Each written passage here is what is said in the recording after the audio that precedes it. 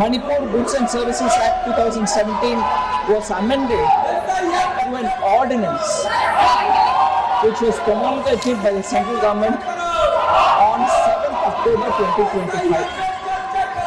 સંસદમાં આજે શિયાળા સત્રની શરૂઆત થઈ અને સત્રની શરૂઆતની સાથે જ વિપક્ષનો હોબાળો એટલે શરૂઆત થતાં જ જ્યારે 11 વાગે કાર્યવાહી શરૂ થઈ 12 વાગે એ પૂર્ણ પણ થઈ ગઈ કારણ કે હોબાળો થયો. એસઆઈઆરના મુદ્દાથી લઈને બિહારમાં ચૂંટણીમાં જે થયું એ બધા જ મુદ્દાઓ પર વિપક્ષે ખૂબ વિરોધ કર્યો. ઓમ બિરલા ગુસ્સે પણ થઈ ગયા અને પહેલા જ દિવસે એમણે બધા જ સાંસદોને ખખડાવી દીધા કે અહીંયા સદનમાં ચર્ચા થવી જોઈએ, ના કે હોબાળો થવો જોઈએ. બહુ જ બધા બિલ એટલે આ 19 તારીખ સુધીની જે સંસદની કાર્યવાહી છે એમાં 10 જેટલી બેઠકો થવાની છે અને એમાં ઘણા બધા બિલ પાસ થાય અને બહુ જ બધા બિલ પર ચર્ચા થાય એ અત્યારથી નક્કી કરી દેવામાં આવ્યું છે, પણ ચર્ચાઓ થઈ નથી રહી. થઈ રહ્યા છે તો વિરોધ થઈ રહ્યા છે. આજે કયા મુદ્દાઓ પર ચર્ચા થઈ તો નાણામંત્રી નિર્મલા સીતારમણે લોકસભામાં 2 મહત્વપૂર્ણ બિલ રજૂ કર્યા.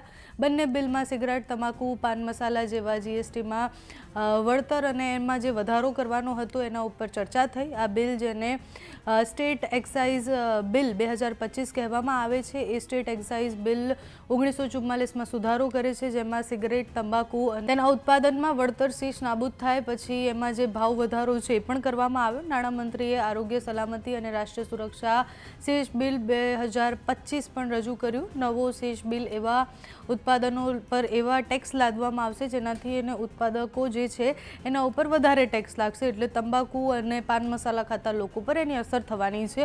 જોકે આની પહેલાં પણ જ્યારે શિયાળુ સત્ર હતું ત્યારે આ જ પ્રકારના એક બિલની ચર્ચા થઈ હતી. એના પછી સિગરેટ, તંબાકુ અને એના ભાવમાં પણ વધારો થયો હતો.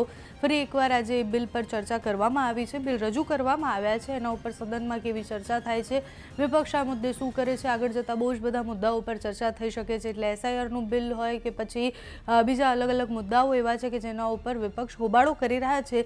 એ હોબાળાની જગ્યાએ સદનમાં ચર્ચા થાય એવી અપેક્ષા છે બધાને. 19 તારીખ સુધીનું આ સત્ર રોજ એક નવી વસ્તુ લઈને આવશે, કારણ કે પ્રધાનમંત્રી નરેન્દ્ર મોદીએ આજે કહ્યું કે વિપક્ષ સદનમાં ડ્રામા કરે છે. ડ્રામાની જગ્યાએ હવે ત્યાં ડિલિવરી એટલે કે મુદ્દાની વાત ડિલિવર કરવી જોઈએ. પણ સદનમાં જ્યારે પણ ચર્ચા શરૂ થતી હોય છે ત્યારે વધારે ડ્રામા જ થતા હોય છે. એ પક્ષ હોય કે પછી વિપક્ષ હોય, બધા જ લોકો પોતાની વાત રજૂ કરવામાં એટલા બધા ઉગ્ર થઈ જતા હોય છે કે તરત કાર્યવાહી જે છે સ્થગિત કરી દેવામાં આવે છે અને આખો દિવસ એમ વેસ્ટ જાય છે. અને પછી જ્યારે છેલ્લો દિવસ આવશે ત્યારે આપણે બહુ જ બધા આંકડાઓ સાથે આવીશું કે આટલા દિવસમાં શિયાળુ સત્ર હતું, એમાં આટલો ખર્ચો થયો, મંત્રીઓને આટલા પૈસા આપવામાં આવ્યા અને છતાં પણ કોઈ ચર્ચા ન થઈ. એ જે બિલ રજૂ કરવાના હતા એમાં પણ કોઈ હેલ્ધી ડિબેટ કે ચર્ચાઓ ન થઈ. રાજ્યસભાનું સીન અલગ હોય છે, લોકસભાનું અલગ હોય છે.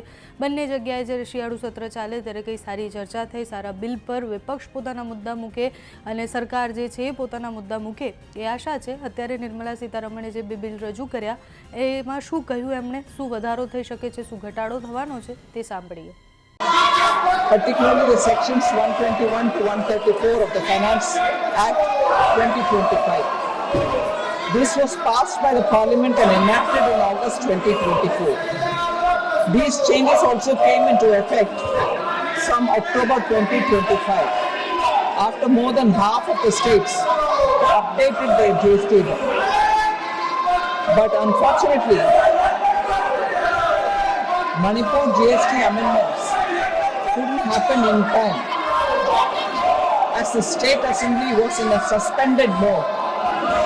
Manipur Goods and Services Act 2017 was amended to an ordinance which was promulgated by the central government on 7th October 2025.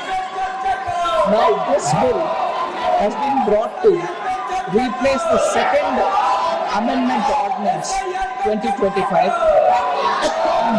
and give permanent effect to the amendments made to the Manipur GST Act in 2017.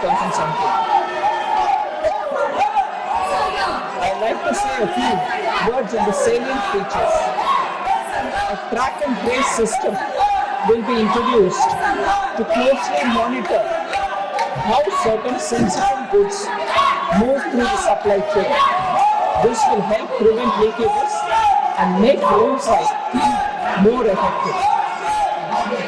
Rules also dealing with the time of supply for vouchers are being removed because issuing a voucher